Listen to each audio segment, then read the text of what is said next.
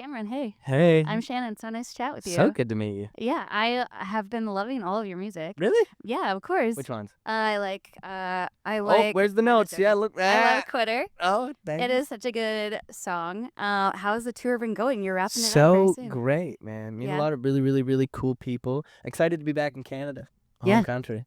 It's been good. North America's great. The people, it's Southern hospitality, wonderful.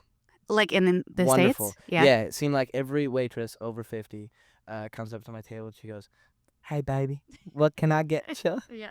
Love that. It's so good. My father-in-law is from Georgia, and every time, like, he'll It's call, the best. I'll Go to a answer. Waffle House. Yeah, he's like, "Hey, baby." Oh, Literally. I know, And right? I'm like, wow, It's it's wonderful. like a stereotype. Oh, I love it. Does it feel different performing shows in Canada, though? You know what? I haven't even played much out of BC and Alberta. Like, this tour has been my first ever actual tour. Wow. Right? So it's been definitely a learning thing for me.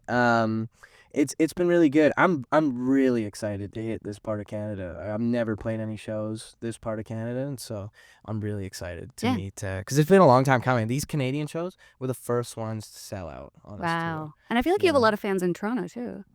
I think so. Yeah, it's been really, really great. I'm really excited. Yeah. Really excited. The Opera House, like originally the show was supposed to be at the Horseshoe, and then we moved it. Then it sold out like within a couple weeks, and so we moved up to the Opera House. That's wild. It's one thing to sell great. it, but another to have an upgraded venue. That's huge. And then that one sold out like very fast after that one. So Wow. it was great. That's so wild. Yeah, your fans are pretty dedicated too. People are getting Love them. tattoos of People your are getting lyrics. tattoos. It's insane. Poor life choices. Yeah, but it's great. I'm honored. It's really special. My favorite thing, like the shows are so great, but like I make a conscious effort to like stay after every show, hang out by the merch booth, and then meet whoever wants to meet me. A lot of people come with these like incredible stories. Like, people show up and they go, "Man, I got 6 months sober, I got 2 years sober, I got 5 years clean." It's like, it's so special. It makes me emotional because I'm like, man, that's so great that you can find that sort of solace in the songs that I write. And that's why I write them, right? Yeah. Honestly, like my whole songwriting thing is just write about things that mean something to me, and I'm really grateful that people, have been able to take these songs and take what they need from them. Yeah, totally. It's a really special thing. To know that you influence people so much in a way that it like changes who they are as a person. That's incredible. It's really great. And I mean, like, I'll never be the kind of guy to preach sobriety, because I feel like if you can have a few drinks and not be an asshole, then you're probably allowed to drink. You know what I mean? But there's a lot of people that just like, they can't, and as long as I can just plant the seed, right? Like, everything in my life got better as soon as I got clean, Right. Like, the songs got better within, a year of me getting clean. I was really, that's when I really started to gain traction and people really were listening to my tunes. It was really special, and my mental health, everything, I just feel good every morning, I'm happy.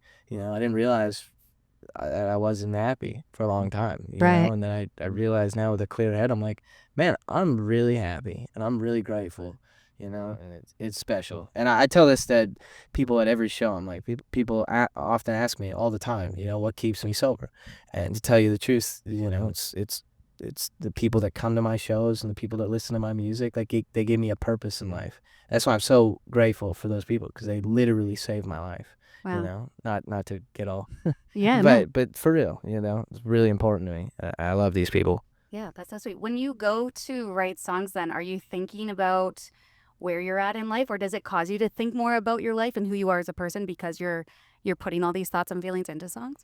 Yeah, I mean, I think like I've learned a lot about how I want to approach songwriting just from recovery as well, like that bit of self-awareness you need. I mean, I feel like a lot of people, like, they write these songs and they're like, oh, that person did this to me, and that person broke my heart, and this person did that, and not taking any accountability for, themselves, right? Like, 2 years ago, 3 years ago, I was not a good person.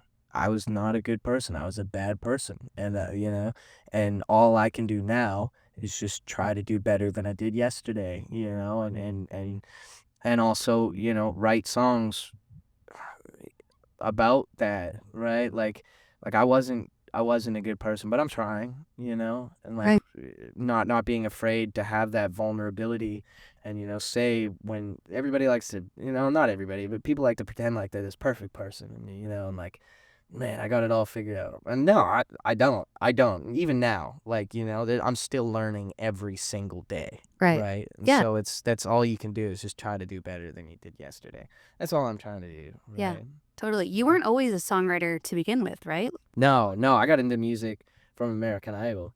I was like 17 by the time I discovered Johnny Cash. But I grew up strictly on West Coast Canadian rap music. You know what I mean? Nice. Or just rap music in general, Like who? Marshall Mathers.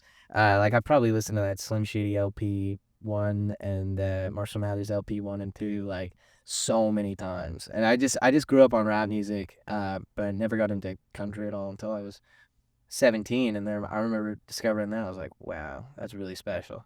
And then I would post like karaoke videos on my couch, when I was 18, and post them on Reddit. And then a casting agent for American Idol reached out and was like, hey man, want to come do the show? And yeah, so yeah, and I remember getting that golden ticket. It was like, whatever I can do from that point forward to not dig holes the rest of my life was what I was going to do. Right. Does that mean you'll ever rap on some songs in the future? 100%. Yeah? Yeah. Oh, yeah. I'm definitely going to start rapping. For Nice. Sure. I wonder what my rap name would be. Oh, we gotta think. C-rap. C-rap's pretty good. If you I feel like spell we that could work out. on it. Crap, I guess. Oh, yeah, right. Yeah. That's I don't pretty know. good. You Funny could do joke. that. I'm hilarious. Super funny. What do you take away from an experience like American Idol? Like, what do you learn from that you now integrate into What your I career? learned from American Idol was that there was more for me.